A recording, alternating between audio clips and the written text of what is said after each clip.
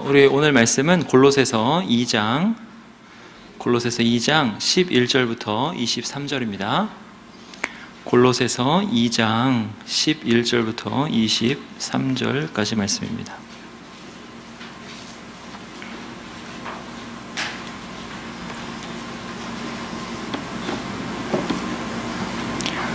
골로새서 2장 11절부터 23절에 있는 하나님의 말씀을 들으시기 바랍니다.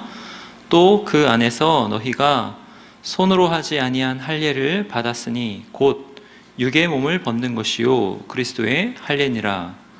너희가 세례로 그리스도와 함께 장사되고 또 죽은 자들 가운데서 그를 일으키신 하나님의 역사를 믿음으로 말미암아 그 안에서 함께 일으키심을 받았느니라.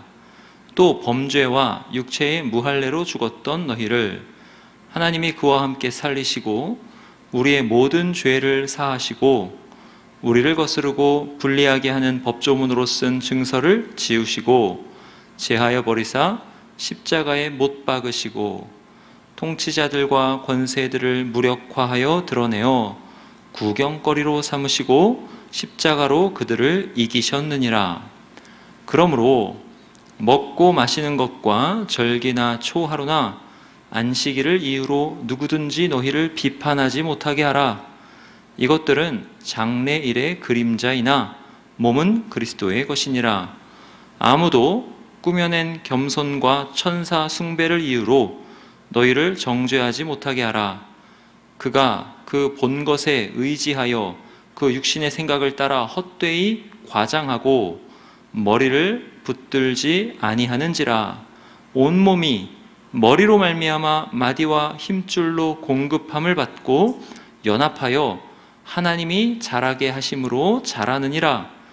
너희가 세상의 초등 학문에서 그리스도와 함께 죽었거든 어찌하여 세상에 사는 것과 같이 규례에 순종하느냐. 곧 붙잡지도 말고 맛보지도 말고 만지지도 말라 하는 것이니 이 모든 것은 한때 쓰이고는 없어지리라.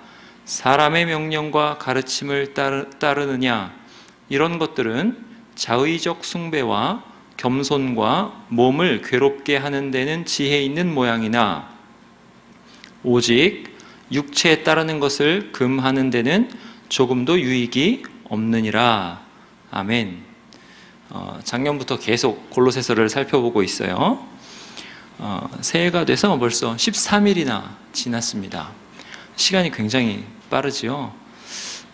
여러분들 모두 새해를 맞이해서 새롭게 다짐한 것들 있으시죠? 새로운 새해의 다짐. 그 중에 성경 일독도 있나요? 성경 일독? 있죠? 네, 아마 성경 일독도 다 그 다짐 안에 들어갈 것입니다. 성경 일독 진행이 어떻게 잘 돼가고 계세요?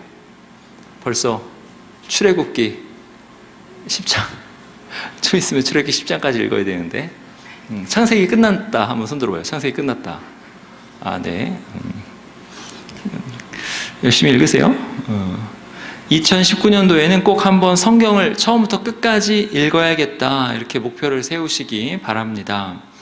근데 이렇게 목표를 세우면서 교회에서 성경 일독하라고 하니까 게다가 표가 말씀 안에 거하는 공동체라고 하니까 아무 생각 없다가 그래 한번 읽어볼까? 이런 식으로 시작하면 아마 성경 일독이라는 목표를 달성하기는 굉장히 어려울 거예요. 천성적으로 성실해서 목표를 달성하는 경우를 빼면 아마 성경 일독하기 굉장히 어려울 것입니다. 그 말인즉 올해 2019년에도 성경 일독을 하는 사람이 한두 명밖에 없겠다 뭐 이런 거죠. 이것이 예상된다는 거예요. 이제 물론 올해는 작년에 열심히 읽어둔 형제 자매들이 좀 있어요. 그래서 작년 것까지 소급해서 성경을 다 읽을 사람들이 많이 있을 것입니다. 1년 동안에 다 읽든지 아니면 2년에 걸쳐서 읽든지 성경을 한번 다 읽어보겠다라는 마음을 가지고 열심히 읽으시기 바랍니다. 근데 성경을 읽는 것은 진짜 귀한 일이에요. 근데 어떤 사람들은 하나님께서 성경을 주신 목적에 부합하여 읽지 않고 이상하게 읽어요. 즉 예수님을 믿지 않으면서 성경을 읽는 사람들이 있어요. 성경을 아주 열심히 읽고 연구하는데 그렇게 열심히 읽고 연구해서 내리는 결론이 이상해요. 예를 들어서 그렇게 성경 공부를 강조하는 되게 강조하는 신천지 같은 이단 사설 같은 경우에는 이만희가 구주다 이렇게 성경을 열심히 연구해서 결론을 그렇게 내려요. 이상하죠? 또 성경을 굉장히 열심히 읽고 꼼꼼하게 읽는 자유주의 신학자들 성경 굉장히 열심히 연구하거든요. 거의 막 외워요. 근데 이런 신학자들 같은 경우는 성경을 연구해서 이런 소리를 합니다. 어떤 소리냐면 동정녀 탄생은 일어나지 않은 사건이다. 일어날 수가 없다. 뭐 그래요. 그러면서 동정녀 탄생을 성경에서 왜 기록했는가? 당시의 사회적, 문화적 상황상 동정녀 탄생이 필요했기 때문에 거기다가 그렇게 썼다. 이러면서 이상한 소리를 합니다.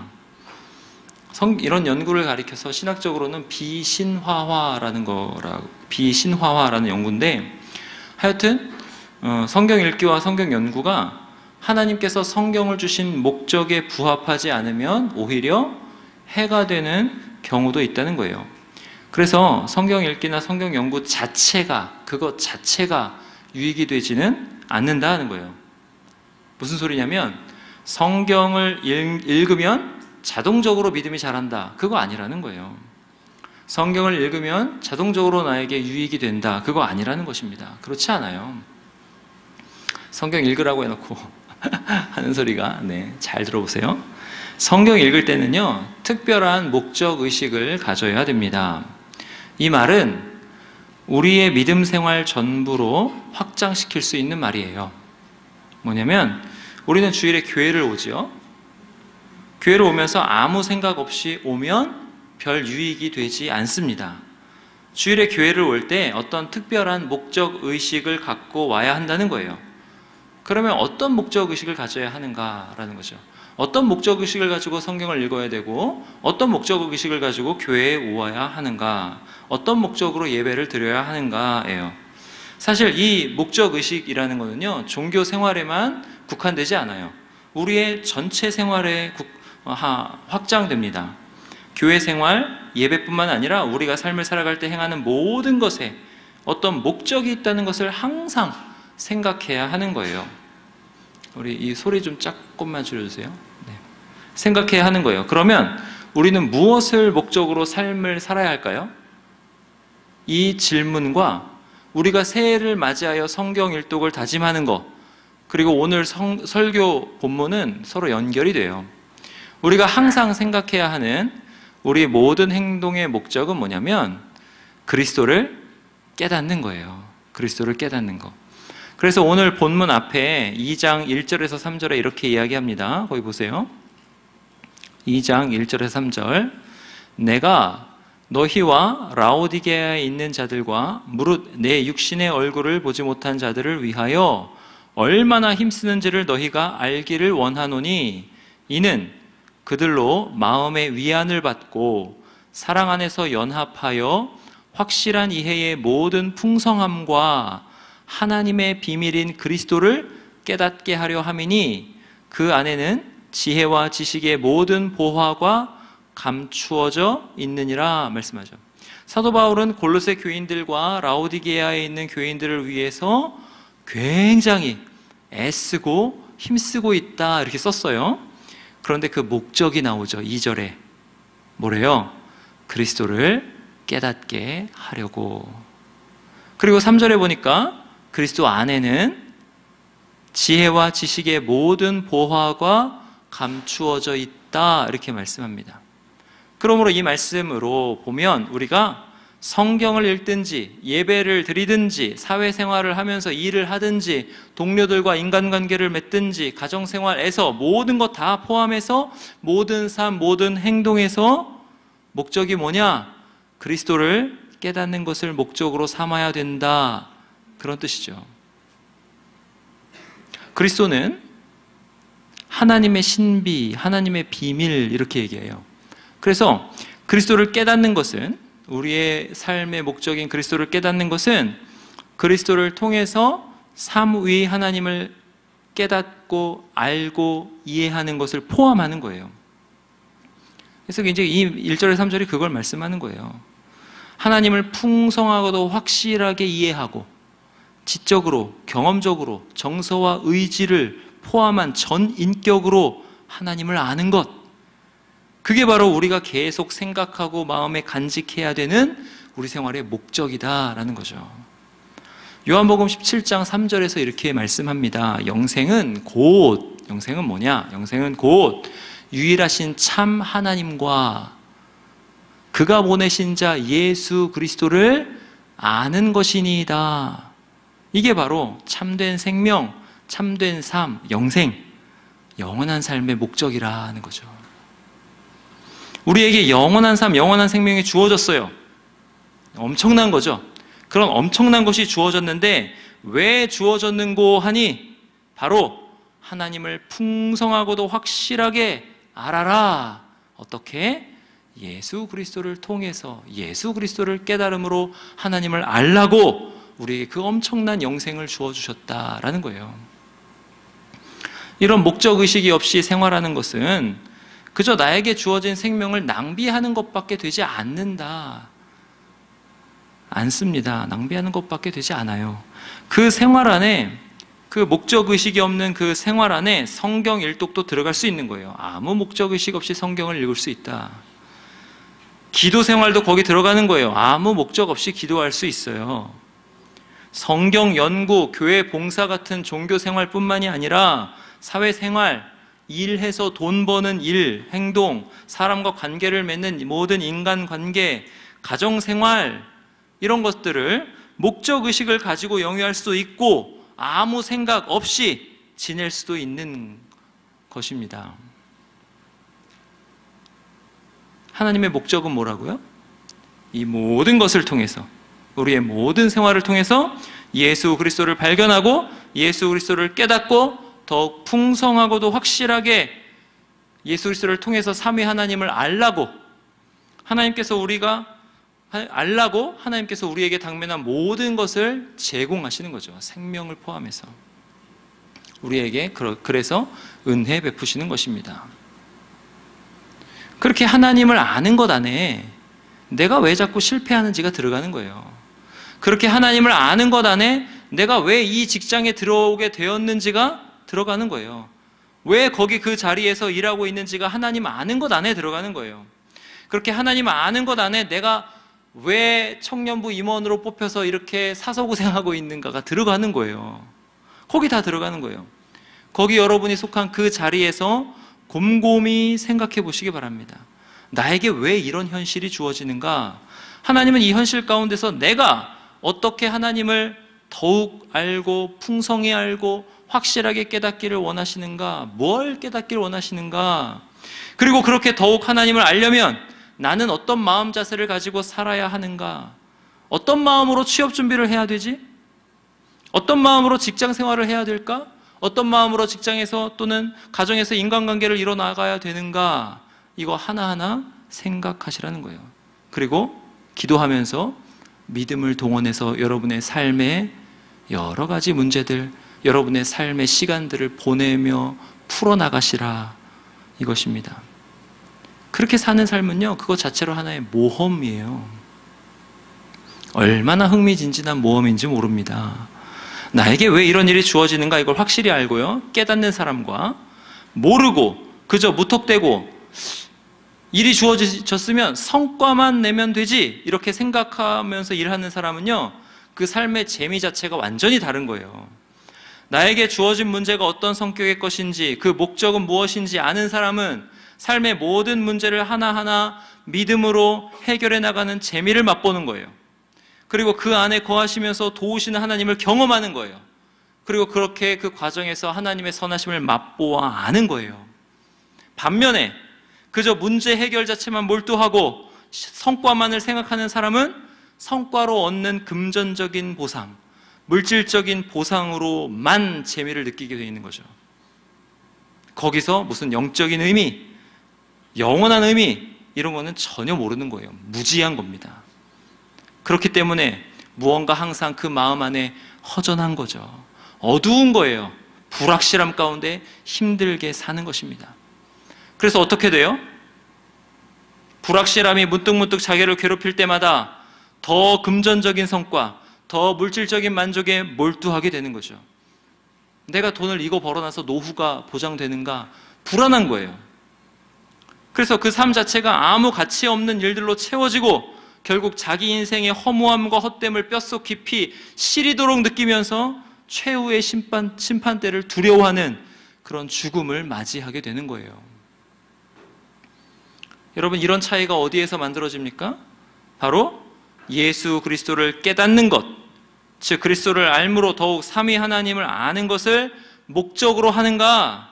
그래서 그리스도를 삶의 내용으로 채우고 있는가? 아닌가? 여기서 만들어지죠.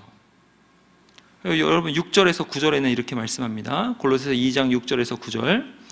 그러므로 너희가 그리스도 예수를 주로 받았으니 그 안에서 행하되 그 안에서 뿌리를 박으며 세움을 받아 교훈을 받은 대로 믿음에 굳게 서서 감사함을 넘치게 하라.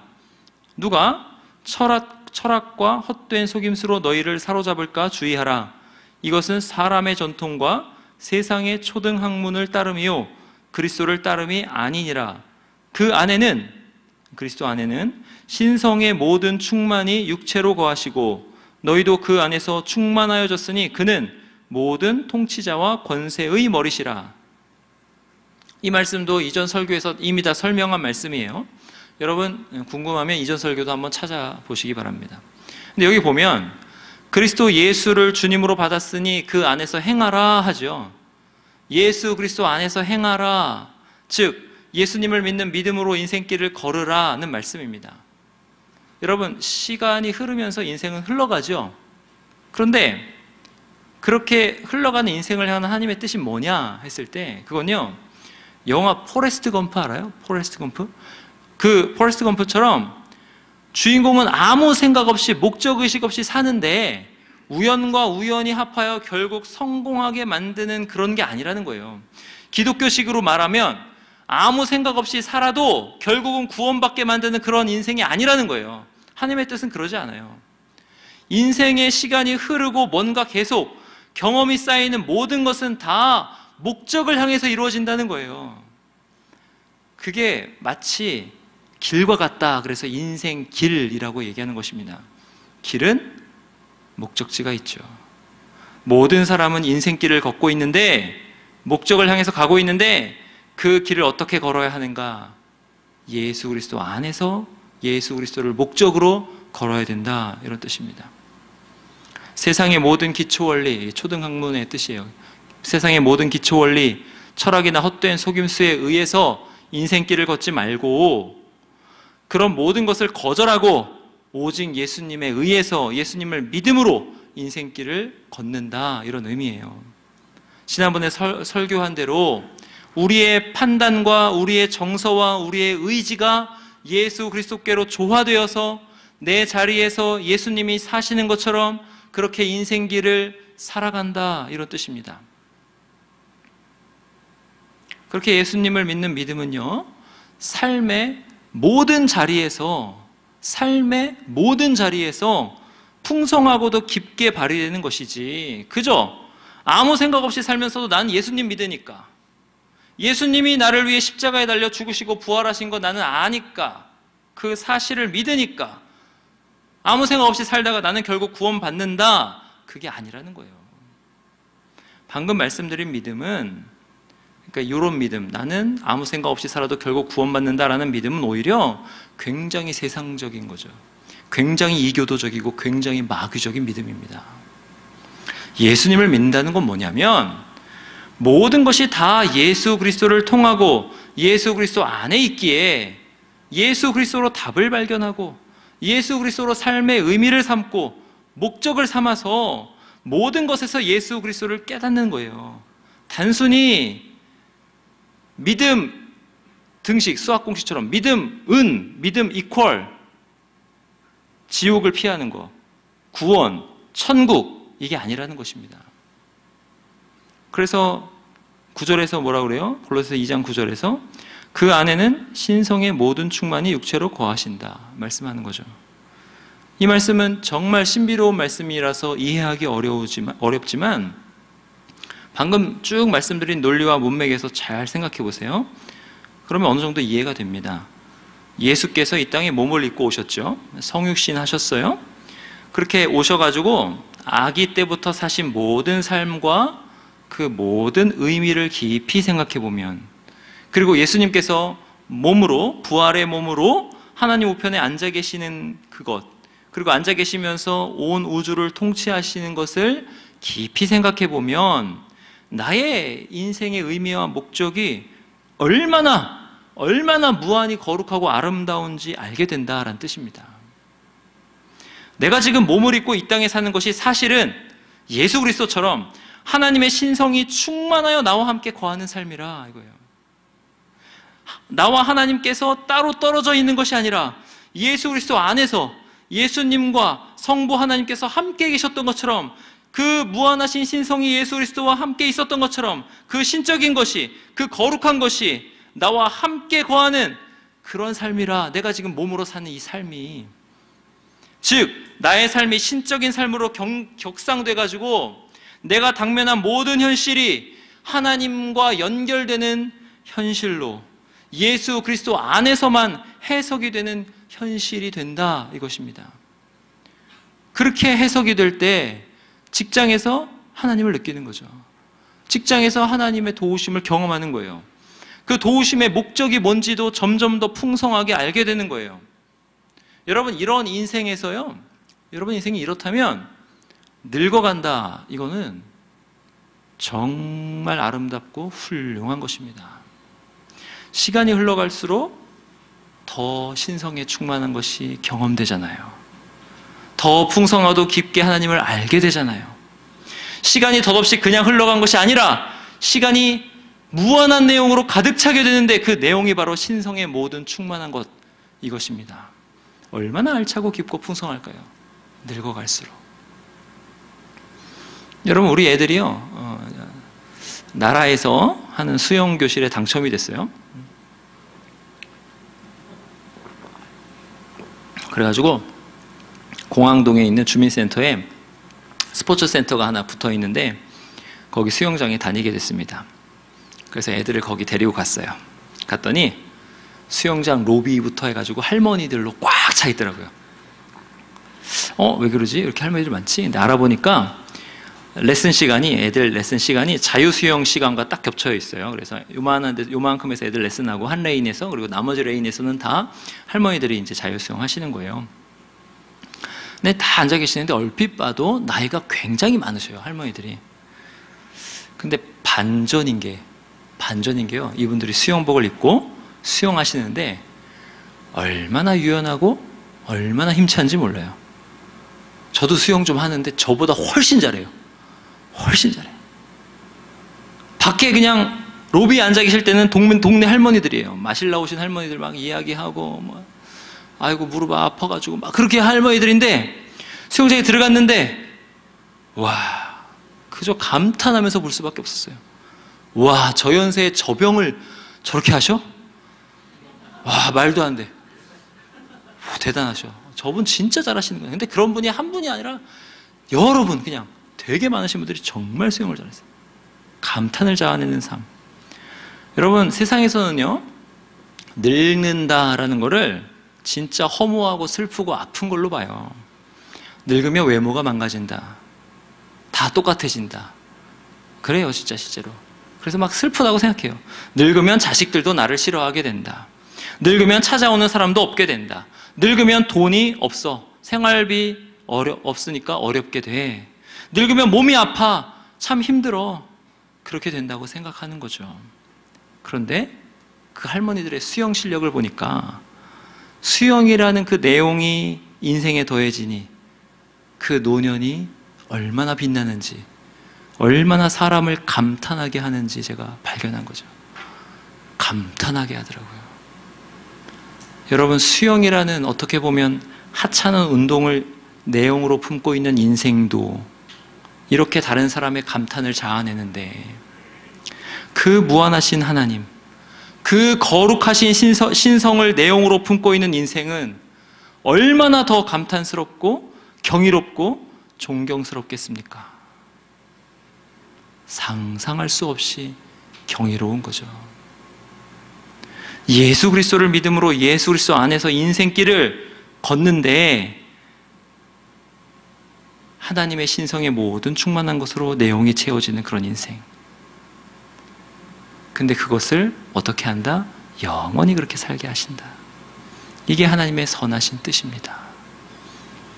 이런 것을 생각하시고 제발 아무 생각 없이 살지 마시고 여러분의 삶과 여러분의 인생의 목적을 생각하시면서 사시기 바랍니다.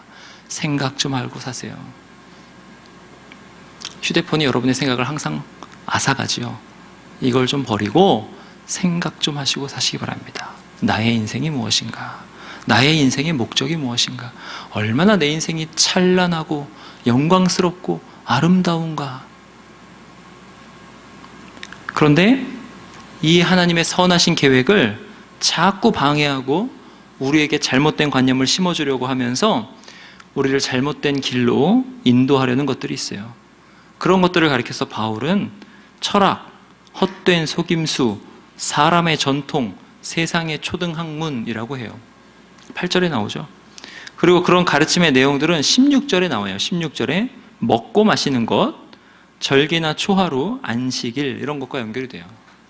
18절에 꾸며낸 겸손, 천사 숭배 이런 거랑도 연결이 돼요. 21절에 곧 붙잡지도 말고 맛보지도 말고 만지지도 말라라는 이런 가르침과 연결됩니다. 여러분 이런 거 잘 관찰해 보세요. 이런 거 잘 보시면 다 뭔가를 행하는 외면적인 것들이에요. 어떤 활동 같은 것들이에요. 절기를 지켜라. 초하루는 이렇게 지켜라. 안식일은 이렇게 지켜라. 안식일에는 이거 하지 마라. 저거 하지 마라. 이런 것들이에요. 아까 설교 서두에서 성경 일독을 어떤 자세로 할 것인가를 말씀드렸는데 2019년에는 성경 일독을 하세요. 이것도 이런 외면적인 목록 안에 들어갈 수 있는 거죠.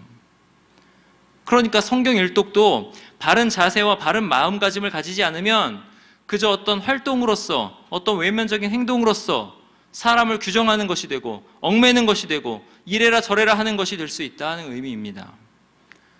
그런데 이에 대하여 사도 바울이 뭐라고 하는지 아세요? 23절에 이런 것들은 자의적 숭배와 겸손과 몸을 괴롭게 하는 데는 지혜 있는 모양이나 오직 이제 그러나 지혜 있는 모양이나 오직 육체에 따르는 것을 금하는 데는 조금도 유익이 없느니라. 철학과 헛된 속임수, 사람의 전통, 세상의 초등학문 따르는 게 예를 들어서 성경 일독 아무 생각 없이 하는 거, 교회 오는데 아무 생각 없이 오는 거, 예배 드리는데 아무 생각 없이 드리는 거, 이게 어떤 외면적인 활동 수준에 머문다면 참 의미 있는 열매를 맺지 못한다는 거예요. 백날 새벽기도 그런 식으로 해보세요. 열매 못 맺습니다. 육체를 따르지 않고 예수님을 따라 예수님을 깊이 깨닫고 예수님 하나님을 알게 되는 그런 열매를 맺지는 못한다는 거예요. 그 안에 모든 종교 형식들, 모든 종교 생활들이 다 포함될 수 있어요. 할례도 포함되고 세례도 포함될 수 있어요. 본문 11절 보시면 너희가 손으로 하지 아니한 할례를 받았으니 이렇게 말씀하죠. 여기에 나오는 할례는 정말 특별한 할례입니다. 왜냐하면 이 할례를 가리켜서 손으로 하지 아니한 할례 이렇게 얘기하죠. 성경에서 이거 특별 용어입니다. 손으로 하지 아니한 이거는요 굉장히 특별한 용어예요. 특별한 표현입니다. 이 표현은 사람이 행한 것이 아니다 이런 뜻이에요. 하나님께서 행하신 것이다. 그래서 성전을 가리킬 때 이 표현이 많이 나오는데 사람이 지은 성전에는 하나님께서 거하시지 않는다 이런 표현으로 나와요. 손으로 짓지 않은 성전은 하나님이 거하신다. 그런 건 뭐가 있어요? 온 창조 세계 그리고 예수 그리스도 안에는 하나님이 거하시는데 손으로 지은 성전에는 거하시지 않는다라는 거예요. 그래서 손으로 하지 아니한 할례라는 표현은 뭐냐면 하나님께서 행하신 할례, 하나님께서 친히 언약을 맺으시고 하나님께서 친히 그 사람을 정결하게 하시고 하나님께서 함께 계실 수 있는 사람으로 만드신 할례라 이런 뜻입니다. 그래서 이 할례는 12절에 보니까 바로 세례랑 연결이 돼요. 세례. 그래서 할례와 세례가 모두 예수 그리스도 안에서 한 가지 의미, 같은 의미를 가지는데 그건 뭐냐 하면 육의 몸을 완전히 벗어버리는 거, 이것을 뜻해요. 죄성을 포함하는, 죄로 자꾸 달려가는 이 죄성을 포함하는 육체의 죽음, 그리고 예수 그리스도 안에서, 예수님의 부활 안에서의 부활을 가리킨다는 거죠. 뭐가요? 할례와 세례가. 할례와 세례가 다 육적 죽음을 가리키고 정결하게 하는 것이고, 할례와 세례가 다 부활을 가리키는 거예요. 여러분, 할례를 받은 이스라엘 백성들이요, 경건한 자손, 하나님께서 계속 보내리라 약속하신 구원자, 여자의 후손이라고 나오는 그 아브라함의 씨를 기대했습니다. 그래서 그들은요, 그들의 생식 능력을 단순히 쾌락의 도구로 사용하지 않았어요. 구원의 도구로 사용했어요. 어떤 구원의 도구? 자기들의 후손을 통해서 구원자가 오는 구원의 도구. 그래서 할례를 남자의 포피를 베어내는 것으로 행했던 거예요. 그래서 할례가 뭐냐면 그리스도를 바라보게 하는 언약의 표시인 거예요. 그리스도, 너희를 통해서 그리스도가 오실 거야. 이렇게 할례와 세례가 다 그리스도를 향하고 있는 거예요. 할례와 세례의 의미는 이렇습니다. 네. 근데 이제 더 이야기 하기에는 좀 시간이 없으니까, 목자들에게 잘 설명해 놓았으니까 목장 모임 할 때 열심히 들어보세요. 목자들이 정말 잘 가르쳐 줄 겁니다. 어저께 잘 자세히 공부해 보세요. 그렇게 할례와 세례가 다 그리스도를 의미하고 향하고 있기 때문에 예수 그리스도와 예수 그리스도께서 행하신 속죄 사역, 십자가와 부활을 향하고 있기 때문에 의미가 있는 거죠. 할례와 세례라는 게. 잘 생각해 보시면 우리 인생의 모든 의미가 다 예수 그리스도 안에서, 예수 그리스도의 속죄 사역 안에서 의미가 있어요. 그걸 생각하시라는 거예요. 그런데 무익한 할례도 있습니다. 무익한 할례. 우리 확인해 볼까요? 에베소서 2장 11절. 에베소서 2장 11절입니다. 에베소서 2장 11절 보세요. 거기 보시면 이렇게 나오죠. 그러므로 생각하라. 너희는 그때에 육체로는 이방인이요 손으로 육체에 행한 할례를 받은 무리라 칭하는 자들로부터 할례를 받지 않은 무리라 칭함을 받는 자들이라. 여기 어떻게 돼요? 손으로 육체에 행한 할례, 이렇게 나오죠. 손으로 행했다. 이 말을 주의해서 보아야 합니다. 이 말은 어떤 말이에요? 그러면 앞의 말이랑 대조하면 그저 손으로 행했다. 사람의 의지로 행했다. 오늘 말씀대로 하면 관습에 따라서, 전통에 따라서, 세상의 초등 학문에 따라서 행했다, 이런 뜻이에요. 어떤 초월적인 능력의 개입, 하나님의 개입, 믿음 이런 게 없이 행했다, 이런 뜻입니다. 할례라는 그 거룩한 언약의 표시도 그렇게 아무것도 아닌 것으로 행할 수 있다라는 거예요. 그런데 언제 아무것도 아닌 게 돼요? 그리스도와 상관이 없을 때, 믿음과 합하지 않을 때, 그 의미에 대해서 생각하지 않고 그저 손으로만, 관습적으로만, 전통으로만 행할 때, 사람의 교훈에 따라 행할 때, 그 거룩한 언약의 표시인 할례마저도 아무것도 아닌 것이 되어버린다, 그런 뜻입니다. 그렇게 손으로 행한 할례를 받은 사람과 대비되어 우리는 손으로 하지 아니한 할례를 받은 거죠. 그리스도의 할례, 세례를 받은 사람들입니다. 여기 오늘 본문 잘 보시면, 그래서 이런 외면적인 행동, 외면적인 것들, 어떤 활동들과 대비돼서 나오시는 분이 계속 있는데, 그 대비되는 분이 그리스도예요. 그리스도.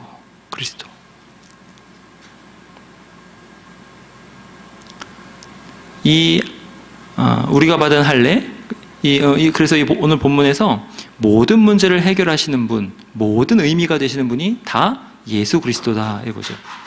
그래서 우리가 받은 할례, 우리가 받은 세례는요, 그리스도의 할례고 그리스도의 세례라. 이 세례와 할례가 의미하는 것은 그리스도와 함께 장사되었고 그리스도의 부활에 동참하도록 새 생명을 이미 부여받았다 하는 거죠. 다 예수 그리스도와 예수 그리스도께서 행하신 속죄 사역과 연결이 되어 있는 거예요.